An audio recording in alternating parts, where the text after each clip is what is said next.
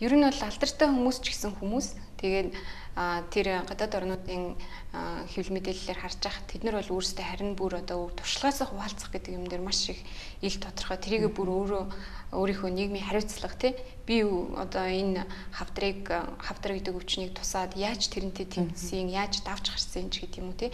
Тэрийг олон нийтэд хуваалцаж бусад адил төстэй тийм хүмүүсээ улам зоригжуулах тийм юмд айгүйх тийм идэвхтэй оролцдог. Энэ бол миний үүрэг гэсэн байдлаар харилцдаг юм билээ. Гэтэл манад бол эсрэгээрээ баг гэртээ нуучдаг ч гэдэг юм эсвэл одоо хувийн нууц гэж үздэг ч юм уу тийм хандлага нь давмгай байдаг л да. Тэрэн дээр одоо яаж тэр нийгмийг оролцуулах одоо юу хэрэгтэй байд юм бэ?